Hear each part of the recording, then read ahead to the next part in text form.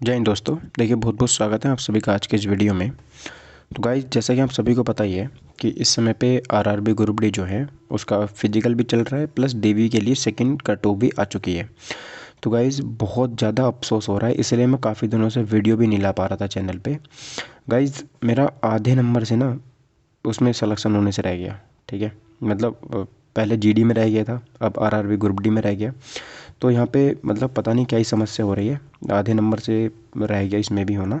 लेकिन अच्छी बात इसमें ये सुनने में आ रही है कि इसकी सेकंड डीवी और लगेगी।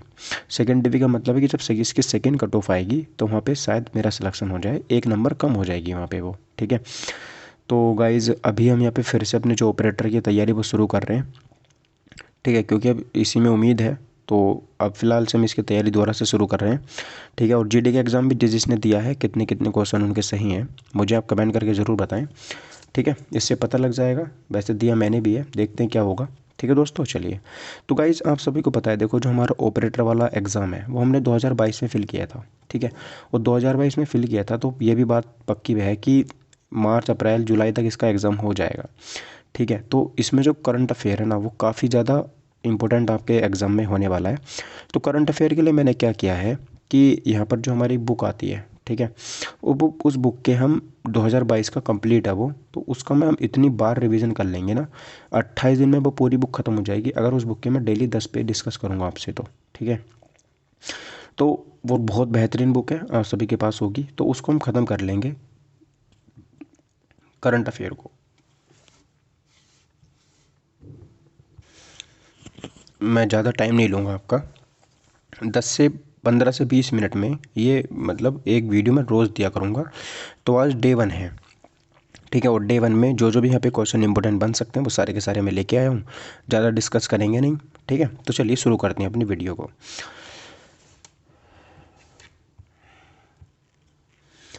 चलिए दोस्तों, तो सबसे पहले क्वेश्चन से हम शुरू करेंगे।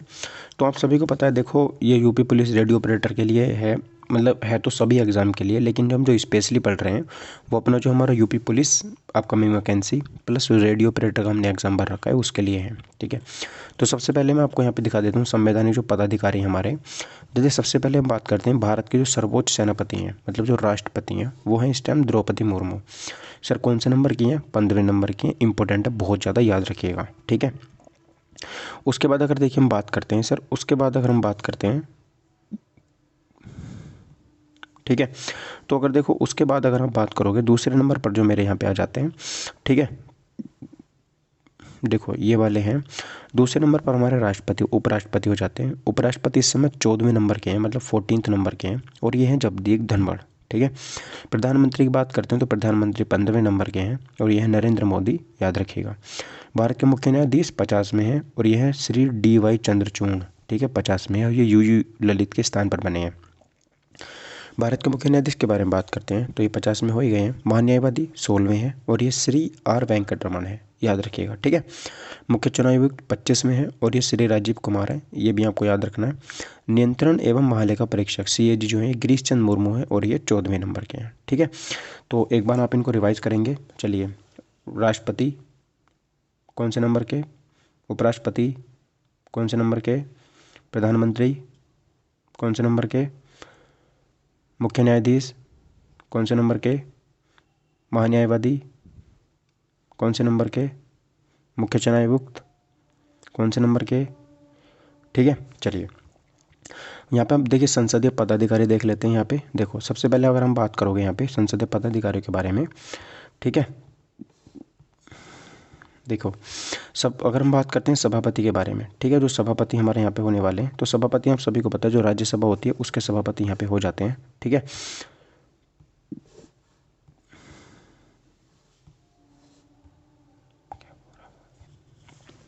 सबसे पहले बात करते हैं सर राज्यसभा के जो सभापति हैं वो कौन है। ठीक है, तो जगदीप धनखड़ आप सभी को पता है, क्योंकि जो उपराष्ट्रपति होता है वही राज्यसभा का सभापति होता है। उपराष्ट्रपति की बात करते हैं तो ये हमारे राज्यसभा में ही उपसभापति होते हैं, तो वो हैं श्री हरिवंश नारायण सिंह, याद रखिएगा। लोकसभा के अध्यक्ष की बात करते हैं तो ये ओम बिरला हैं और ये 17वीं लोकसभा के अध्यक्ष यहाँ पे हो जाते हैं। महासचिव की बात करते हैं तो महासचिव लोकसभा के उत्पल कुमार सिंह है, ये भी इंपॉर्टेंट है, याद रखिएगा। महासचिव राज्यसभा की बात करते हैं तो प्रमोद चंद्र सोनी जो हैं ये भी राज्यसभा के महासचिव हो जाते हैं। ठीक है, चलिए दोस्तों। और गाइस ऐसा नहीं है कि आप इनको याद नहीं, आप इनको लिख लेना, मैं आपको इनको रिवाइज भी कराऊंगा अभी एक बार। ठीक है, चलो। उसके बाद देखो बात करते हैं सशस्त्र सेना प्रमुख जो हो जाते हैं वो देख लेंगे। तो चीफ ऑफ डिफेंस जो है हमारे ये अनिल चौहान है दूसरे नंबर के। पहले जो है वो हमारे CDS विपिन रावत थे दूसरे नंबर। देखो वायुसेना, नौसेना और थल सेना, ठीक है, ये याद रखने बहुत ज़्यादा ज़रूरी है। वायुसेना के जो अध्यक्ष हैं विवेक राम चौधरी हैं और ये 27वें नंबर के हैं। नौसेना के जो अध्यक्ष हैं वो एडमिरल हरि कुमार हैं और ये 25वें नंबर के हैं। ठीक है, थल सेना के अध्यक्ष हैं ये मनोज पांडे 29वें नंबर के। अब इनको आप याद कैसे करोगे? देखो अगर हम बात करते हो सर, यहाँ पर है पानी, यहाँ पर है हवा और यहाँ पर है धरती। ठीक है, तो देखो अब इसको याद कैसे करोगे? सर पानी में बात करते हैं तो होती है नौसेना। क्या होती है? नौसेना। और पानी को हम क्या बोलते हैं? मिनरल वाटर भी बोल देते हैं ना। तो मिनरल से बन जाएगा एडमिरल। तो पानी वाले जो अध्यक्ष होते हैं सेना के, नौसेना के, उनको बोलते हैं एडमिरल। ठीक है, और पानी वाले जो हैं ये हैं 27 में, सॉरी ये होंगे 25 में। फिर मतलब पानी से अगर हम मान लो कि आप पानी में हो, ठीक है, जब आप कूद के धरती पे जाओगे तो पानी से आप जब कूदोगे फिर हवा में जाओगे, है ना, थोड़ी देर तक तो हवा में रहोगे, फिर धरती पे आओगे ना। तो यहाँ पर आप याद रखो पानी वाले एडमिरल जो 25 में हैं, हवा वाले 27 में हैं और धरती वाले 29 में हैं। ठीक है, याद रखिएगा ये वाले। तो ये हमारे जो हो जाएंगे, जब आप पानी में रहोगे तो पानी में आप जब रहोगे ना, ठीक है, तो यहाँ पर हो जाओगे हरि कुमार, क्योंकि पानी में तो हरि रहते हैं, हरि मतलब विष्णु जी रहते हैं। ठीक है, तो याद रखना है। जब आप हवा में आओगे तो आप राम से बातें करोगे, मतलब हवा में राम जी रहते हैं ना, तो आर मतलब विवेक राम चौधरी हो गए 27 में। धरती पर तो अपने हैं ही अपने जनरल, सॉरी लेफ्टिनेंट जनरल होते हैं, वो हैं मनोज पांडे। ठीक है, आप ऐसे याद कर सकते हो इसको। चलिए, जैसे मैंने याद कर रखे मैंने आपको बता दिए। BSF की अगर हम बात करते हैं, जो हेड है वो पंकज कुमार सिंह है, याद रखिएगा। समुद्री सुरक्षा समन्वय जी अशोक कुमार है, मोस्ट इंपोर्टेंट क्वेश्चन है, याद रखिएगा। राष्ट्रीय आपदा प्रतिक्रिया बल की बात करते हैं तो अतुल करवाल हो जाते हैं। और जो महानिदेशक हैं सशस्त्र सीमा बल के, वो अनिल दयाल सिंह हैं। ठीक है, और रिजर्व पुलिस जो है उसके यहाँ पे थाउसेन हैं। और जो सील वर्धन हो जाते हैं वो औद्योगिक सुरक्षा बल के हो जाते हैं। ठीक है, चलिए उसके बाद देखिए यहाँ पे हम आ जाते हैं क्वेश्चंस के ऊपर। देखो यहाँ पर कुछ कैबिनेट के अधिकारी भी हैं जो आपको यहाँ पे याद रखने हैं। ये तो भाई जो लिस्ट है ना, हमको डेली रिवाइज कराऊंगा मैं, वीडियो शुरू होगी नहीं पहले आपको सामने ये लिस्ट आ जाएगी रहेगी। कैबिनेट सचिव राजीव गाबा, विदेश सचिव बिना मोहन क्वात्रा, गृह सचिव अजय कुमार भल्ला, रक्षा सचिव गिरिधर अरमानी, राष्ट्रीय सुरक्षा सलाहकार अजीत कुमार डोभाल, मुख्य वैज्ञानिक सलाहकार अजय कुमार सूद, मुख्य आर्थिक सलाहकार DY मतलब अनंत नागेश्वरम, भारत के मुख्य सूचना आयुक्त यशवर्धन कुमार सिन्हा, केंद्रीय सतर्कता आयुक्त सुरेशन पटेल। ठीक है, ये आपको डेली में आपको रिवाइज कराऊंगा, तो आपको रटने की ज़्यादा ज़रूरत नहीं है। ठीक है, चलो अब हम शुरू करते हैं अपनी क्लास को। चलिए गाइस, सबसे पहले क्वेश्चन से बात करते हैं हम। क्वेश्चन क्या है? मेजर ध्यानचंद खेल जो विश्वविद्यालय वो कहाँ पर है? मेरठ में बन चुका है, याद रखिएगा। ठीक है, हम बिल्कुल मेन पॉइंट डिस्कस करेंगे, फालतू की चीज़ें डिस्कस नहीं करेंगे।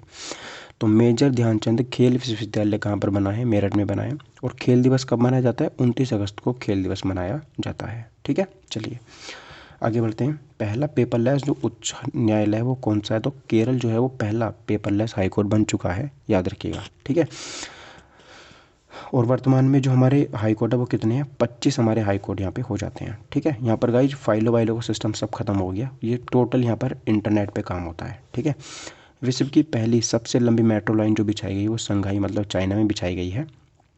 ठीक है, याद रखिएगा। और इसकी लंबाई कितनी है? 831 किलोमीटर की इसकी लंबाई है। और ये विश्व भर में सबसे लंबा मेट्रो नेटवर्क बना हुआ है, याद रखिएगा। और कौन सी नदी पर?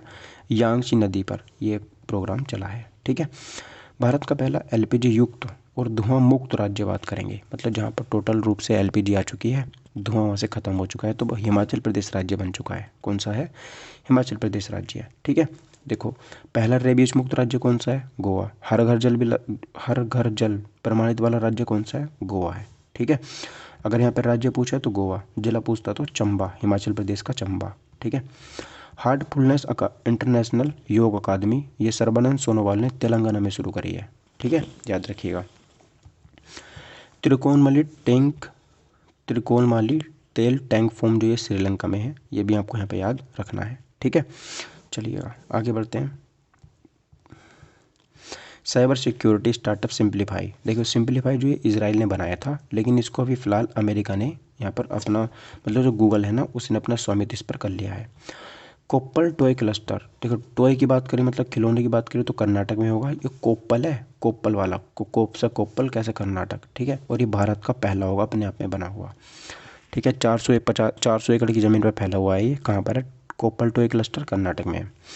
उसके बाद देखो अंतर्राष्ट्रीय सौर संगठन की बात करते हैं तो भारत में केवल एक ही मुख्यालय है, वो है अंतर्राष्ट्रीय सौर संगठन ISA का। कहाँ पर है? हरियाणा के गुरुग्राम में इसका हेडक्वार्टर है। भारत की पहल इसमें थी 2015 में मतलब ठीक है, मतलब भारत के प्रधानमंत्री और फ्रांस के राष्ट्रपति 2015 में पेरिस में एक समझौता हुआ तो वहाँ पर इसका गठन करा गया था, ठीक है। 102वां जो इसका सदस्य बना वो बारमूडा बना है। कौन सा? बरमूडा, ठीक है। और इसका बात करते हैं सर, मतलब इसका वाक्य क्या है? तो one sun one world one grid, one sun one world one grid, ठीक है। इसका मुख्यालय भारत में है, गुरुग्राम हरियाणा में। आगे बढ़ते हैं। ओपन रोक संग्रहालय, तो ये तेलंगाना में स्थित है, ठीक है। ये भी आपको यहाँ पे याद रखनी है। और भारत में तेलंगाना जो था उसको 1948 में ऑपरेशन पोलो के तहत मिलाया गया था। ये भी आपको यहाँ पे याद रखना है। हैदराबाद कौन सी नदी किनारे पर है? मूसी नदी के किनारे पर यहाँ पे हो जाता है, ठीक है दोस्तों। चलिए आगे बढ़ते हैं। ब्लू बुक के बारे में देखो थोड़ा सा बता देता हूँ। ब्लू बुक जो था ये हुसैनीवाला में एक यहाँ पे प्रधानमंत्री नरेंद्र मोदी का काफिला गुजर रहा था हुसैनीवाला में, ठीक है। पंजाब में एक जगह पड़ती है, तो वहाँ पर पूरे के पूरे फ्लाईओवर 15 से 20 मिनट पर प्रधानमंत्री नरेंद्र मोदी का काफिला रुका रहा था। 15 से 20 मिनट तक पुलिस ने वहाँ पे कोई सपोर्ट नहीं दिया था। तो ब्लू बुक में सारे रूल लिखे हुए हैं कि प्रधानमंत्री अगर कोई VIP आते हैं तो उनकी सिक्योरिटी कैसे की जाती है, ठीक है। प्रधानमंत्री, राष्ट्रपति, तो ये सब इसके बारे में लिखा हुआ था। तो यहाँ पर SPG वैसे तो उनकी देखभाल कर रहे थे, लेकिन जब किसी राज्य में प्रधानमंत्री जाते हैं तो उस राज्य की पूरी जिम्मेदारी होती है पुलिस की कि वो उनको पूरा प्रोटेक्शन प्रोवाइड करें। यहाँ पर एक कमेटी बनाई गई कि यहाँ पर गलती किसकी हुई है, SPG की हुई है या फिर नीतियों में गड़बड़ हुई है या फिर जो पंजाब सरकार है उसने गलती की है। तो इन सब बारों के बारे में एक कमेटी का गठन भी हुआ था, इंदु मल्होत्रा कमेटी, ठीक है। तो इसका गठन भी यहाँ पे इन्होंने किया। इसमें 5 सदस्य हैं टोटल रूप से, और इसके जो हेड है ना वो इंदु मल्होत्रा ही बनाई गई हैं। और ये सेवानिवृत्त है मुख्य न्यायाधीश से, ठीक है। और ये सीधे वकील से सुप्रीम कोर्ट की न्यायाधीश बनी थी। ये पहली महिला थी ऐसी जो बनी थी, ठीक है। चलिए भारत की पहली हनी प्रोसेसिंग वैन के बारे में बात करते हैं। तो ये किसके अंतर्गत बनाई गई है? KVIC के तहत। KVIC क्या है? खादी ग्रामोद्योग जो हमारा मंत्रालय हो जाता है उसके अंतर्गत आती है ये, ठीक है। और इसके हेड कौन है? विनय कुमार सक्सेना इसके हेड हो जाते हैं। उत्तर प्रदेश के गाजियाबाद में ये, गाजियाबाद का जो सिरोरा गाँव है वहाँ पर इसको लॉन्च करा गया है। भारत की पहली मोबाइल हनी प्रोसेसिंग वैन है ये, ठीक है। चलो थोड़ा सा मैं आपको KVIC के बारे में बता देता हूँ। जो KVIC है 1956 के तहत एक एक्ट आया था, उसके तहत इसकी स्थापना हुई थी, ठीक है। ये आपको याद रखना है। और जो KVIC है इसके जो नवनियुक्त अध्यक्ष हैं, आयोग के जो अध्यक्ष हैं, ठीक है, वो यहाँ पे मनोज कुमार हो जाते हैं। ये भी आपको यहाँ पे बात याद रखनी है। जनरल बिपिन रावत जो सैनिक स्कूल है वो उसकी बात करते हैं। तो मैनपुरी उत्तर प्रदेश में जनरल बिपिन रावत यहाँ पर स्कूल जो है वो खोला गया है, ठीक है। चलिए आगे बढ़ते हैं। बस आप जितनी बात बता रहा हूँ उतना याद रखना है। चीफ ऑफ डिफेंस के बारे में देख लो। तो अनिल चौहान जो है इस समय पे भारत के चीफ ऑफ डिफेंस बने हुए हैं, ठीक है। पहले कौन थे? तो वो थे हमारे CDS बिपिन रावत। इंडोनेशिया की नई राजधानी की बात करते हैं। तो इंडोनेशिया की पहले जो राजधानी थी वो जकार्ता थी, लेकिन फिलहाल में नूस्तारा जो यहाँ की राजधानी हो गई है, ठीक है। चलिए आगे बढ़ते हैं। एंटोनोव 225 मारिया, देखो एंटोनोव के बारे में बात करते हैं। तो ये यूक्रेन का एक जहाज़ था, ठीक है, जिसको जो युद्ध में बहुत बड़ा ये कार्गो विमान था, इसको मार गिराया था, ठीक है। तबाह हो गया पूरा का पूरा। कीव के पास में जो कीव है ना हमारी यूक्रेन की राजधानी, वहाँ पर ख़त्म हुआ था, ये याद रखिएगा, ठीक है। चलो और यहाँ के राष्ट्रपति कौन है यूक्रेन के? Vladimir Zelensky. प्रधानमंत्री संग्रहालय की बात करते हैं। प्रधानमंत्री संग्रहालय का पहला जो नाम हुआ करता था वो नेहरू संग्रहालय था, लेकिन नाम चेंज कर दिया इसका। इनको नाम चेंज करने की बहुत खुजली है। और ये नई दिल्ली में जो प्रधानमंत्री संग्रहालय है ये खोला गया है, ठीक है। विश्व का सबसे बड़ा जो राष्ट्रीय ध्वज है वो बता देता हूँ आपको मैं। खादी कपड़े से बना हुआ है और जैसलमेर के लोंगेवाला में ये बनाया जा रहा है, याद रखिएगा, ठीक है। जैसलमेर के लोंगेवाला में बनाया जा रहा है, इंपॉर्टेंट है, याद रखना, ठीक है।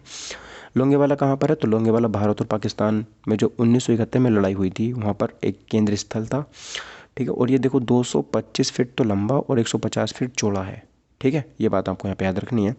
और हमने जो तिरंगा था वो कब अपनाया था? 22 जुलाई 1947 को भारत ने तिरंगा अपनाया था, ठीक है। चलो, पहला ग्राफीन नवाचार केंद्र की बात करते हैं तो केरल में पहला भारत का ग्राफीन नवाचार केंद्र खोला गया है। और कौन सा मंत्रालय है? इलेक्ट्रॉनिक्स और सूचना प्रौद्योगिकी मंत्रालय यहाँ पर हो जाता है। ठीक है। पहली पैरा बैडमिंटन अकादमी की बात करते हैं तो लखनऊ के उत्तर प्रदेश में भारत की पहली पैरा बैडमिंटन अकादमी जो है वो खोली गई है, याद रखिएगा। राष्ट्रीय स्टार्टअप दिवस की बात करते हैं तो राष्ट्रीय स्टार्टअप दिवस 16 जनवरी को मनाया जाता है। ठीक है, इसमें आपको याद रखना है। ठीक है दोस्तों, चलिए। और क्वेश्चन पूछेगा कि पूरी वर्ल्ड में भारत का स्टार्टअप में कौन सा स्थान है? तो तीसरा स्थान है। कौन सा स्थान है? तीसरा स्थान है। ठीक है। और जब स्टार्टअप हो जाते हैं उसका जो बड़ा रूप होता है उसको हम क्या बोलते हैं? यूनिकॉर्न बोलते हैं। ठीक है। भारत का पहला नैपकिन मुक्त गांव की अगर बात करते हैं तो वो हो जाता है कुबलुंगी, केरल का एक गांव है। तो कुबलुंगी यहाँ पे एक गांव हो जाता है। एर्नाकुलम जिले का कुबलुंगी गांव है, वो पहला भारत का नैपकिन मुक्त गांव यहाँ पे हो जाता है। एयर इंडिया की बात करते हैं। देखो, एयर इंडिया जो है वो हमारा टाटा ने बनाया था इसको 1932 में। ठीक है। तो उस समय इसका जो नाम था वो इसका नाम क्या था? टाटा एयरलाइंस इसका नाम हुआ करता था 1932 में। फिर 1969 में इसको भारत सरकार ने ले लिया था। तो सॉरी 1946 में इसको भारत सरकार ने मतलब गवर्नमेंट ने इसको ले लिया था, अपने अधिकार में इसको ले लिया था। ठीक है। तो फिर ये अब दोबारा से 69 साल के बाद में टाटा के पास चली गई है ये। तो इसका नाम फिर से एयर इंडिया लिमिटेड कर दिया, मतलब अब भी नाम इसका वैसे एयर इंडिया ही है। ठीक है, चलो। ओके, राष्ट्रीय युवा महोत्सव 2022 की बात करते हैं तो राष्ट्रीय युवा महोत्सव संसद महोत्सव 2022 नई दिल्ली में आयोजित करेगा, होगा ये तीसरा है। कौन सा है? तीसरा यहाँ पर हो जाएगा। ठीक है। इसमें देखेंगे तो लोकसभा का सदस्य अगर आपको बनना है तो आपकी उम्र 25 साल होनी चाहिए और राज्यसभा का सदस्य बनने के लिए न्यूनतम उम्र 30 साल होनी चाहिए। प्राकृतिक गैस प्रणाली में हाइड्रोजन के मिश्रण की पहली परियोजना, मतलब जो हमारा गैस प्रणाली है ना उसमें हाइड्रोजन मिलाया जाएगा, तो पहली परियोजना मध्य प्रदेश के इंदौर में ये शुरू करी गई है। ठीक है, गेल के द्वारा, gas authority of India limited के द्वारा। ठीक है। भारत का पहला कोयला मैथेनॉल पायलट संयंत्र की बात करते हैं तो ये किसने शुरू करा है? केंद्रीय भारी मंत्री उद्योग जो हमारे महेंद्र नाथ पांडे हैं उन्होंने शुरू करा है। ठीक है, भील के द्वारा ये शुरू करा गया है। सबसे नंबर 1 का जो कोयला होता है उसका नाम यहाँ पे होता है एंथ्रेसाइट। दूसरे नंबर का जो होता है उसको बोलते हैं बिटुमिन्स। तीसरा जो होता है लिग्नाइट। और जो चौथा होता है पोइट। पीट जो होता है सबसे बेकार कोयला होता है। महात्मा गांधी के नाम पर मेट्रो स्टेशन का नाम रखा जाएगा मॉरिशस में। ठीक है, याद रखिएगा, जो मॉरिशस देश है वहाँ पर महात्मा गांधी के नाम पर एक मेट्रो स्टेशन का नाम रखा जाएगा। ठीक है। वहाँ के प्रधानमंत्री कौन है? प्रविंद कुमार। प्रविंद कुमार जो है वो वहाँ पर एक मतलब वहाँ के क्या है? प्रधानमंत्री हो जाते हैं। 35वां सूरज कुंड मेला की बात करते हैं तो ये फरीदाबाद हरियाणा में आयोजित होगा इसका। ठीक है। और भागीदार राष्ट्र जो है इस समय पे वो है इसमें उज्बेकिस्तान। कौन सा है? उज्बेकिस्तान। ठीक है। तो 35वां सूरज कुंड अंतर्राष्ट्रीय शिल्प मेला कहाँ पर आयोजित होगा? हरियाणा में। इसमें भागीदार राष्ट्र कौन है? उज्बेकिस्तान है। और इसकी थीम क्या है? थीम स्टेट जम्मू कश्मीर इसमें थीम स्टेट हो जाएगा। ठीक है। गणतंत्र परेड की बात करते हैं। 2022 में जो गणतंत्र दिवस था तो 73वां गणतंत्र दिवस हमने मनाया था। ठीक है, ये बात आपको यहाँ पे याद रखनी है। और अगर बात करते हैं सर, सबसे तगड़ी झांकी जो हुई थी वो उत्तर प्रदेश की झांकी ने यहाँ पे सर्वश्रेष्ठ अवार्ड यहाँ पे वो जीता है। ठीक है। और अगर तीनों सेनाओं में बात करते हैं तो तीनों सेनाओं में सर्वश्रेष्ठ मार्चिंग जो टुकड़ी है वो यहाँ पर भारतीय नौसेना को चुना गया है। ठीक है, कई क्वेश्चन बनेंगे यहाँ से। और अगर अर्धसैनिक बलों में बात करते हैं तो सबसे जो अच्छा परफॉर्मेंस किया है वो CISF ने करा है। ठीक है, देखो, सेनाओं में नौसेना, राज्यों में उत्तर प्रदेश। ठीक है, अर्धसैनिक बलों में CISF। और केंद्रीय मंत्रालय की बात करते हैं शिक्षा मंत्रालय और नागरिक उड्डयन मंत्रालय। ठीक है। और लोकप्रिय श्रेणी में बात करते हैं तो महाराष्ट्र सर्वश्रेष्ठ लोकप्रिय श्रेणी में चुना गया, मतलब लोकप्रिय कौन सा रहा वहाँ पे। ठीक है। विश्व का सबसे बड़ा इग्लू कैफ़े की बात करते हैं तो ये जम्मू कश्मीर गुलमर्ग में है। इसका नाम है स्नोग्लू। क्या नाम है? स्नोग्लू इसका नाम यहाँ पे हो जाता है। ठीक है। एस्किमो जनजाति के द्वारा इसको बनाए हुए जो घर होते हैं उसको हम यहाँ पे क्या बोलते हैं? इग्लू कहते हैं। इससे पहले जो सबसे बड़ा इग्लू कैफ़े था वो स्विट्ज़रलैंड में था। कहाँ पर था? स्विट्ज़रलैंड में था। ठीक है, ये बात याद रखनी, लेकिन अब भारत में हो चुका है। RTPC स्लालम कोर्स के बारे में बात करते हैं तो मध्य प्रदेश के भोपाल में ये शुरू किया जा चुका है।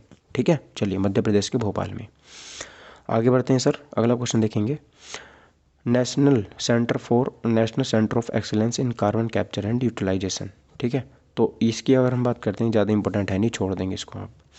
अटल सुरंग के बारे में बात करते हैं, ऐसे क्वेश्चन बन सकता है। तो अटल सुरंग जो है ये, इसका पहले जो नाम होता था वो रोहतांग सुरंग था और ये 9.02 किलोमीटर लंबी है और ये मनाली से लाहौल स्पीति को जोड़ती है। ठीक है, मनाली से लाहौल स्पीति को ये जोड़ती है। ठीक है, ऊंचाई कितनी है, 10,000 फीट इसकी जो है वो यहाँ पे ऊंचाई हो जाती है। ठीक है, चलिए मैंने सारा बता दिया आपको। अगला देखो, भारत की सबसे बड़ी कुश्ती अकादमी के बारे में बात करते हैं तो एक मतलब रेल मंत्रालय इसको बना रहा है। ठीक है, और दिल्ली के किशनगंज में बना रहा है, इसको याद रखिएगा, सबसे बड़ी कुश्ती अकादमी बना रहा है। ठीक है, उत्तर प्रदेश ने कुश्ती को जो है वो कुश्ती खेल को हाल फिलहाल में गोद लिया है। कुश्ती में जो ओलंपिक में पदक आए हैं वो पहले अपना नाम याद रखो, के.डी. यादव, सुशील कुमार, फिर सुशील कुमार, योगेश्वर दत्त, साक्षी मलिक, रवि दहिया, बजरंग पुनिया। ठीक है, के.डी. यादव, सुशील कुमार, योगेश्वर दत्त, साक्षी मलिक, रवि दहिया और बजरंग पुनिया। ठीक है, तो देखो जो के.डी. यादव थे 1952 में इन्होंने कांस्य पदक जीता था। सुशील कुमार ने 2008 में कांस्य पदक जीता, लेकिन सुशील कुमार ने मेहनत करी, फिर 2012 में उन्होंने सिल्वर जो है वो यहाँ पर जीता। योगेश्वर दत्त ने 2012 में कांस्य पदक जीता, साक्षी मलिक ने 2016 में कांस्य पदक जीता, रवि दहिया ने 2020 में रजत पदक जीता, बजरंग पुनिया ने 2020 में कांस्य पदक जीता। ठीक है, याद रखिएगा। डार्क थोन की बात करते हैं। देखिए डार्क थोन जो वो एनसीबी के द्वारा, नेशनल नारकोटिक्स कंट्रोल ब्यूरो के द्वारा यहाँ पर शुरू करा गया है। इसमें क्या होगा, साइबर के लिए बेसिकली साइबर जो सिक्योरिटी है उस पर ये ज़्यादा ध्यान देंगे। वाटर टैक्सी सेवा कहाँ शुरू करी गई है, मुंबई में शुरू कर गई है, ये भी आपको यहाँ पे याद रखनी है। ठीक है, कहाँ से, मुंबई से नवी मुंबई को जोड़ेगी ये। एशिया का सबसे बड़ा बायो सीएनजी इंदौर संयंत्र जो है वो कहाँ पर है, इंदौर मध्य प्रदेश में लगाया गया है, एशिया का सबसे बड़ा है ये। विक्रम साराभाई चिंडल इनोवेशन सेंटर गुजरात में खोला गया है, ये भी आपको बात यहाँ पे याद रखनी है। ठीक है, आगे देखिए 100वां हर घर वाला जिला जो है, तो देखो सबसे पहले बात करते हैं हर घर वाला जिला चंबा है। चंबा जिला ये कहाँ, हिमाचल प्रदेश में हो जाता है। ठीक है, और यहाँ पर आपको ये बात याद रखनी है, मतलब हिमाचल प्रदेश का जो आकांक्षी जिला है ना चंबा, वो देश का 100वां हर घर वाला जिला बन चुका है। ठीक है, चलिए अब उसके बारे में बात करते हैं। जल जीवन मिशन 2024 तक जो है प्रत्येक घर यहाँ पे पानी पहुँचना बहुत ज़्यादा ज़रूरी यहाँ पे हो जाता है। और सबसे पहले जो भारत का पहला वाला जो जिला था वो था बुरहानपुर मध्य प्रदेश का, और पहला राज्य जो है वो यहाँ पे गोवा हो जाता है। ठीक है, आगे बढ़ते हैं। पहला व्यावसायिक बायोमास आधारित हाइड्रोजन संयंत्र मध्य प्रदेश के खंडवा में इसको स्थापित करा गया है। ठीक है, कौन सा, पहला व्यावसायिक बायोमास आधारित हाइड्रोजन संयंत्र जो है ये मध्य प्रदेश का खंडवा। दुर्गा तेल का कुआं राजस्थान में है, याद रखिएगा। दुर्गा तेल का कुआं कहाँ पर है, राजस्थान के बाड़मेर जिले में इसको स्थापित करा गया है। और नाम क्या दिया गया है इसका, दुर्गा नाम दिया गया है। नेवा की बात करते हैं। राष्ट्रीय ईवी विधान लागू करने वाला जो पहला राज्य है वो नागालैंड है, याद रखिएगा। कौन सा है, नागालैंड। नागालैंड के मुख्यमंत्री कौन है, नेफ्यू रियो है। ठीक है, नागालैंड में विधानसभा सीटें कितनी है, तो 60 है। और ये एक क्वेश्चन ऐसे बहुत इंपॉर्टेंट बनता है कि 2011 की जनगणना के अनुसार नकारात्मक जनसंख्या वृद्धि वाला जो एकमात्र राज्य है वो नागालैंड ही है। ठीक है, 2012 का पहला डिजिटल वाटर जो टैंक है, डेटा बैंक कर्नाटक में शुरू करा गया है। और एक्वेरियम ने लॉन्च किया गया है। ठीक है, एक्वेरियम इसका नाम है, भारत का पहला digital water data bank aquarium इसका यहाँ पे लॉन्च करा गया है। डिजिटल स्टार्टअप कंपनी, पता नहीं कौन सी कंपनी है, बस इतना बात याद रखनी है। तो गाइस ये मेरे आज के 10 पेज हो चुके हैं। ठीक है, कंप्लीट। तो 20 से 23 मिनट में मैंने इसको ख़त्म कर लिया, और इसका रिवीजन मैं आपको नॉन स्टॉप करवाऊंगा ही। ठीक है, तो बस आप इसको एक वीडियो में आपको डेली प्रोवाइड कराऊंगा जी इसके करंट अफेयर की। तो मैं इसका रिवीजन 2022 का पूरा करंट अफेयर आपके उंगलियों पर लेके आ जाऊँगा मैं, क्योंकि 2022 में बहुत सारे एग्जाम निकालने हैं। ठीक है, और बहुत सारे एग्जाम निकालने के लिए हमें बहुत सारे करंट मतलब जी के आना चाहिए, तो इसलिए मैं ये लेके आया हूँ। तो आप इसको ज़्यादा से ज़्यादा प्यार देंगे, शेयर करेंगे, सब्सक्राइब करेंगे, लाइक करेंगे। Thank you for watching my video. Take care, bye, मिलते हैं अगली वीडियो में।